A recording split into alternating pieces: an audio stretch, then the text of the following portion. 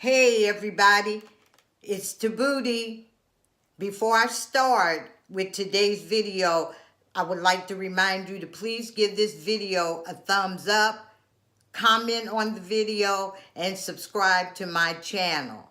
Now, for today, I'm going to focus on an article. I've been seeing YouTubers talk about this. Oprah, they're really blasting her, raking her over the coals. And I have been seeing on tabloid news the Jacksons protesting about this documentary coming out. So I said, I'm going to look this up and check into what's going on. What's the big hype about this documentary? So I went on the oprahmag.com website and I pulled up this article, well written by a young lady named Adriana Davis, and it's called Oprah and the Neverland Documentary Convinced Me to Let Michael Jackson Go. It's a must read.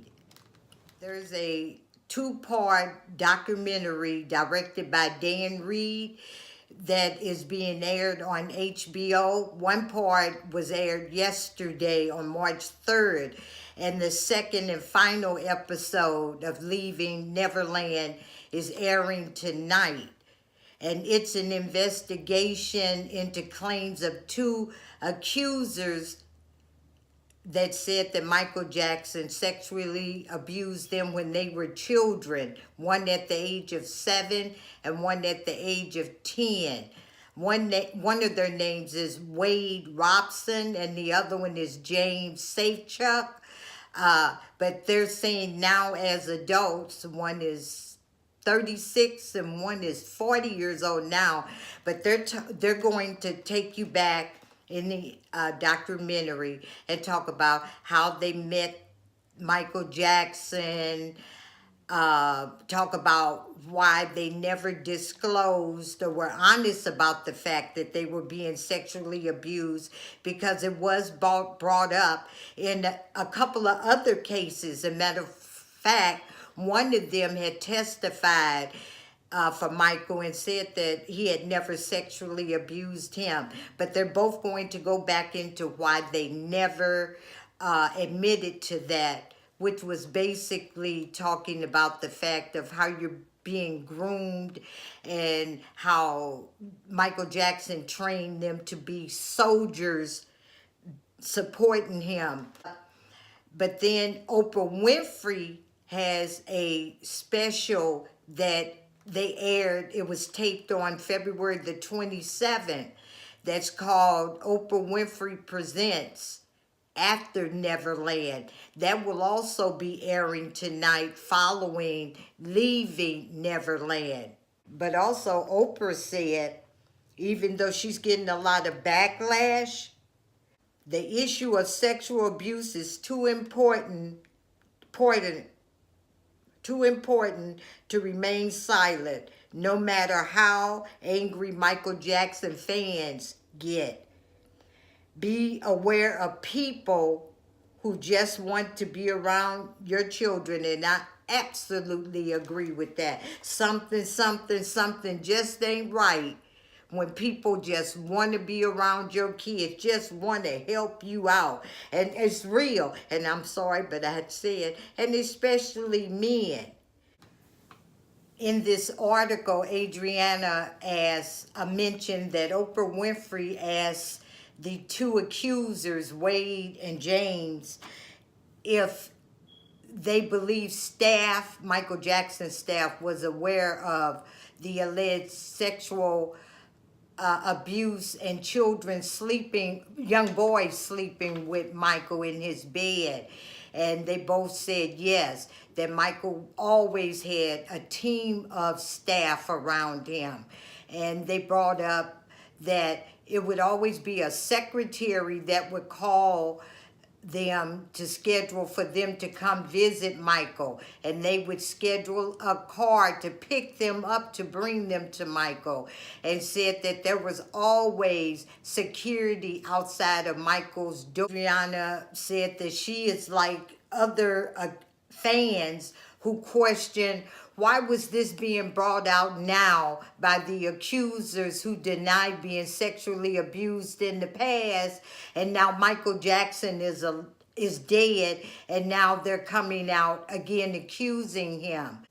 And she talks about the timing of leaving Neverland soon after the documentary on R. Kelly, the Surviving of R. Kelly documentary.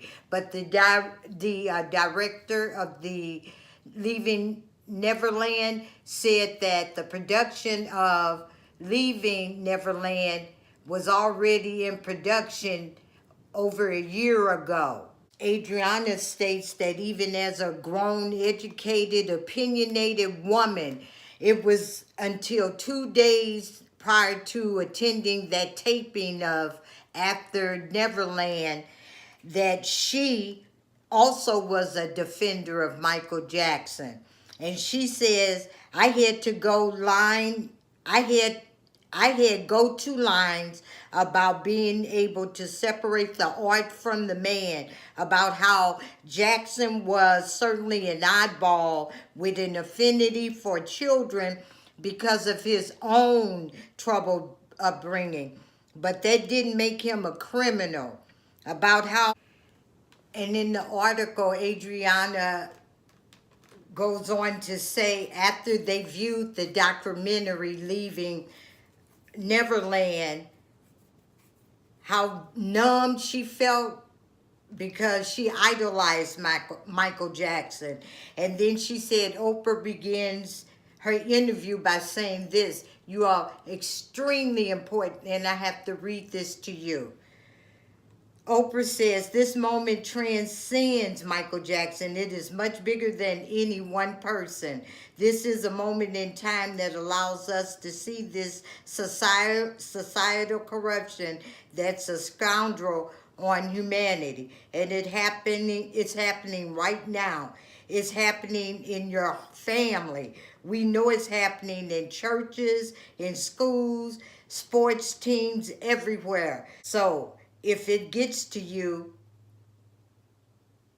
our audience, to see how it happens, then some good would have come out of this. You all think about that. Think about it.